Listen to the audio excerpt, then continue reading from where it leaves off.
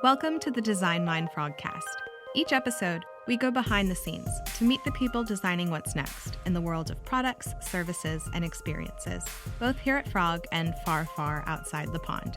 I'm Elizabeth Wood. Today on our show, we're talking about designing women.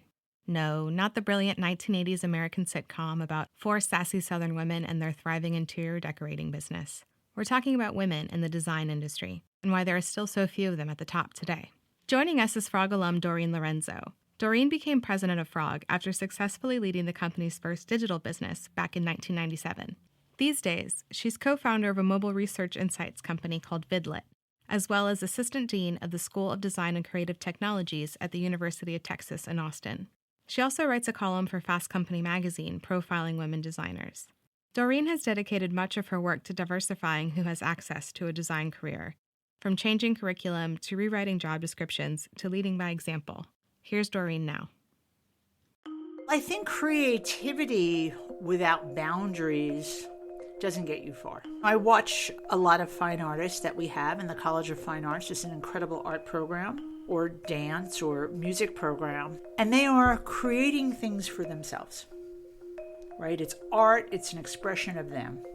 But creativity in the design world, you're solving a problem, and you're looking at parameters that are around you. So there's a box that goes around there. It's time, it's money, it's business objectives, whatever. It's a framing. If you understand all those parameters, you design a better product. Because otherwise you're creating an art piece. A beautiful artifact without solving a problem is an unused product or service. We don't want that. In our world, our success is when people use something and they gravitate and they understand that, and it's making things better. Designers just make things better. And so for me, that creativity has to have parameters around it. Otherwise, it's self-expression, and that's not the industry we're in. My name is Doreen Lorenzo, and I'm currently the Assistant Dean of the School of Design and Creative Technologies at the University of Texas in Austin. I'm also the co-founder of Vidlit, a mobile insights research company. I'm originally from New York City. I grew up in Queens, New York, many years ago. Went to college at State University at Stony Brook, majored in theater. Very quickly realized that wasn't going to get me too far. But also realized I was much better behind the scenes than I was in front. And so being really smart, I had no idea what I was going to do. So I decided to go to graduate school right out of college. And I went to Boston University and studied radio, TV, film, but mostly film and TV, which was great because it sprungboarded me into a career for the next 12 years when I worked on documentaries, commercials, corporate videos, you name it, and learned a lot about creating content, creating stories, managing large-scale productions, managing people, and moved to Austin, Texas in 1995. And there was no film or TV here, but got very quickly involved with a computer company. And again, it was about the storytelling, and was really looking at this digital platform that was just starting, this web thing, and how you maybe would be able to create digital content. It took about 25 years, but it eventually happened. And that's kind of the evolution. I think for me, people always say, how did you get there? How did you do that? What I tell everybody, doors are opening for you every single day. Doors open every day. Opportunities are there every day. Are you ready to look at them? Are you ready to accept them? Do you feel you can do that? What's holding you back? What's stopping you? I often tell people, look, nobody's asking you to do open heart surgery. They might ask you to do something that's a little out of your comfort zone. You're not going to tank the organization or the company. Try it. They see something in you. Try it. And I think that's been my whole career. Doreen's role as an assistant dean at the University of Texas means she can help bring a formal design education to local students entering the global design community. For her, it's all about broadening who has access to a career in the creative industries. All right, well, sit back. This is a little bit of a story. I came to the University of Texas. I was part-time, and the idea was really to understand how to bring the concept of human-centered design, or what we know as design thinking, into curriculum, into having students really understand what that is. And so after hundreds, literally, I had 400 meetings in my first year at the University of Texas. We very quickly developed a curriculum, and what was interesting is it took off like wildfire. We had business students, and we had design students, and we had architecture students, and we had engineering students all coming together to take classes. And we were giving them projects to work with, as you will do in the real world, using design methodologies, understanding insights, understanding empathy, understanding how they work together. We began to grow this program. That was 4 years ago. We currently have 600 students. We just started 2 new master's programs. It has a degree in arts and entertainment technologies, which is really kind of immersive design. It includes, AR, VR, it includes game development, it includes all this experience design, and then a BA, BFA, MFA, and MA in design. I mean, we're limited by space, but our applications to the design program increased by 75% this year. Normally, the best design programs are always in the elite private schools. And what happens with that is you narrow who can actually have access to a design career. Now, why that may be problematic is designers solve problems. That's the job, right? We produce artifacts, but we solve problems. And we need all different types of people to understand the problems we're going to solve. And we need to involve those different types of people in the design process because they're going to bring different sensibilities that we could not even imagine.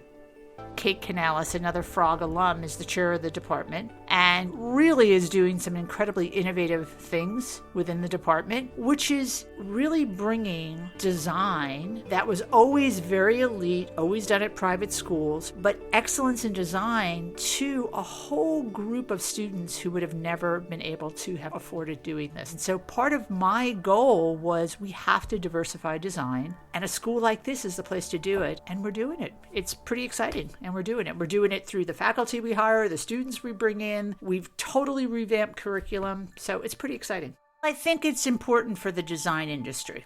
Students may go to the University of Texas. They will practice design all over the world. Here at Frog, we like to say form follows emotion.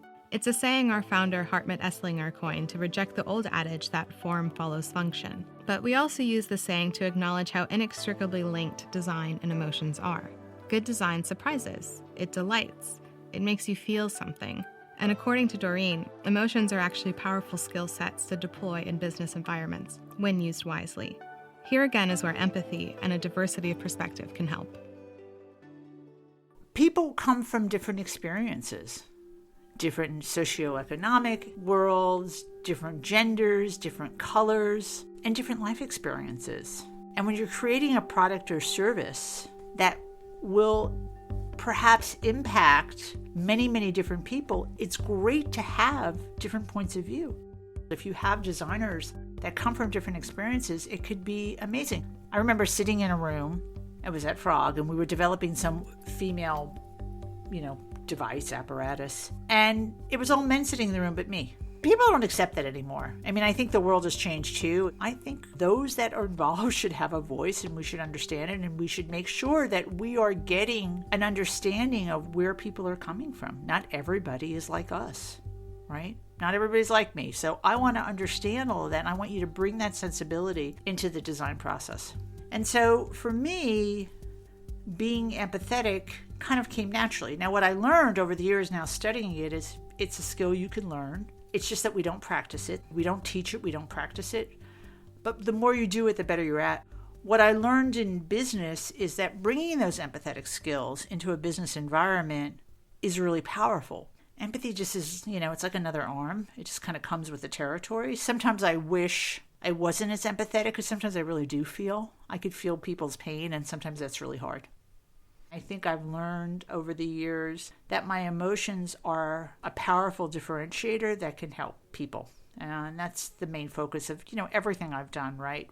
In design, you're helping people in their careers. As a leader, you help people in their careers and you help them grow. As an educator, you're helping students get to the best. So using emotional skills to help people has always probably been who I am as a person. And I accept that, I accept that.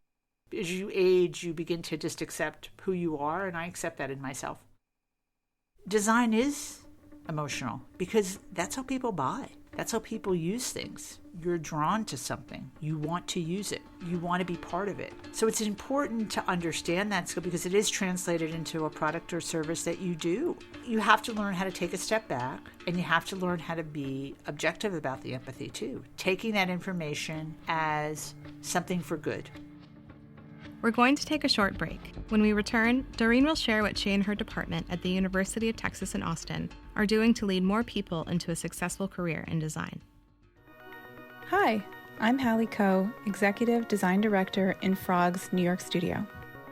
The best design leads aren't expected to have all the right answers. They're expected to lead their teams in creating the best work possible.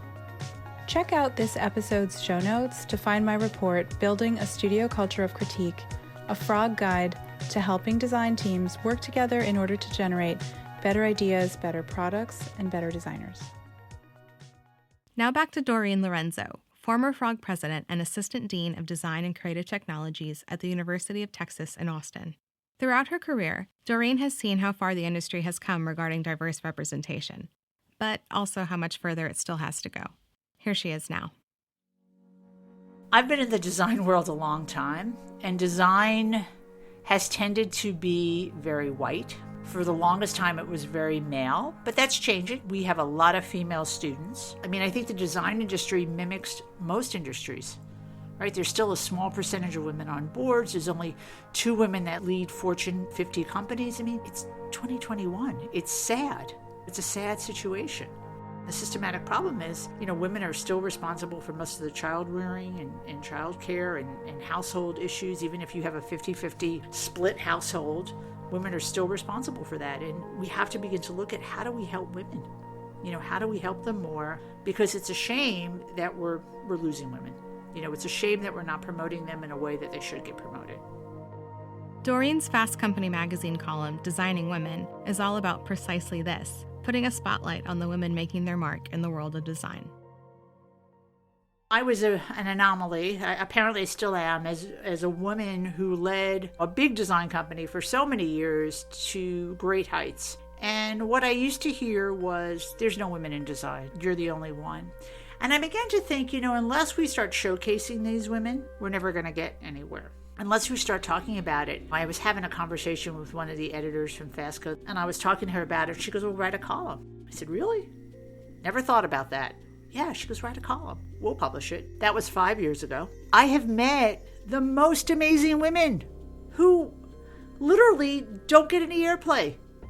And they are truly these amazing women that are out there doing incredible design work on all different levels, with all different types of organizations. And I feel really good that we could showcase them, that we could bring them to the forefront, that people could see that there are these leaders, these women that are cutting through racial barriers and gender barriers and producing this incredible work, leading companies, leading organizations. I just want to elevate them. I want people to know that that's out there, because as much as I like to think the fight is over, it's not. It's just not over. And that makes me I have a daughter. It makes me sad. I asked Doreen who she most wants to be an avid reader of her column. Men. No, I want everybody to read it. Anybody who has the ability to make change. You're better when you have fantastic people on your team. That's the key to success, is the people on your team. The better the people are, the more successful everybody is. All boats rise. I have seen that play out over and over again. You get an amazing team of people. You create an environment where people could do their best, and there's almost no stopping you. To me, it's such a simple formula, and I don't know why everybody screws it up constantly. I think we forget that women are great leaders. I think they get scared by it. I think Frog wasn't that kind of place. And for me, it was really clear to me who the best people were, and there were a lot of men, but there were a lot of women too. And so it was bringing them in and understanding that those sensibilities, female sensibilities and male sensibilities, working together, that's when you get great products and services, right? Nothing is weighted more or the other. Look what's going on in the United States. They still live in this world of the 1800s. We're still dealing with racial issues. We're dealing with gender issues. There's a sensibility that if I am leading, or I am in charge, or I am rising on the food chain, you're not. And that's the wrong attitude. And that's whether, it's a racial issue or it's a gender issue. It's ridiculous, right? Unfortunately, that is a divide that we have. And sometimes I just bang my head thinking, I've been at this for so many years and we still are having the same conversations. It's ridiculous. It's truly ridiculous. If you look at the classes, not just our school, but in design programs across the US, there's a lot of female designers. So that's good, because there used to be a lot of just white male designers. So there's a lot of female designers, but they aren't getting into leadership roles. So we still have work to do in our industry to bring women up into a leadership role. And we have to examine this and we have to understand why they back down. Women tend to put their head down and just work, and they don't ask for a lot of accolades. We need to consciously go in there and begin to promote women and put women in those leadership roles, because we know, studies have proven women that lead do better than men.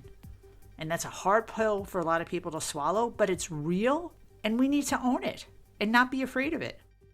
Part of not being afraid of making change is refusing to accept that any one improvement is good enough.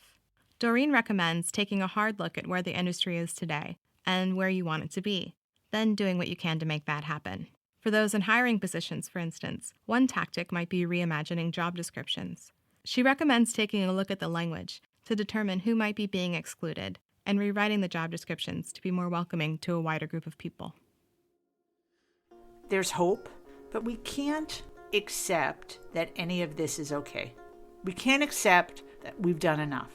We can't accept that I've got my one, Black person or Latinx person, I'm good. That's not okay. We have to look at what's representative of the society, our community. And we have to, in design, we have to include that. And we have to give people the opportunity to learn about design through education and then send them out in the world to make great products and services. And you have to write job descriptions differently. And you have to begin to look outside of what has been the norm.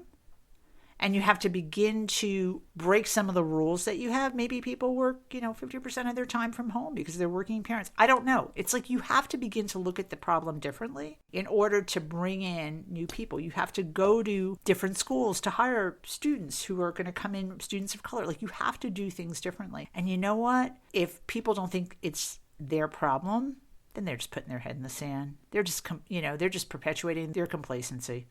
And that's not okay.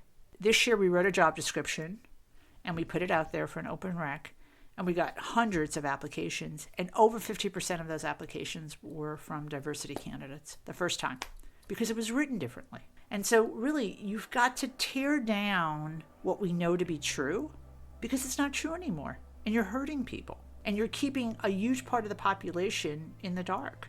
Everybody is responsible. There are no excuses anymore.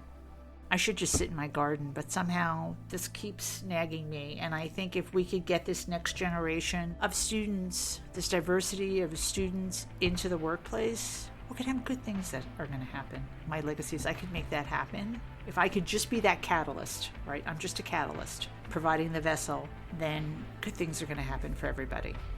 Doreen does acknowledge that for many, there can be plenty of discomfort in this kind of change. Whether it's leading a storied industrial design company into the digital era or changing the face of the modern design workforce, disrupting the status quo is bound to lead to some adversity and critique. That's why Doreen says it's important to trust in yourself.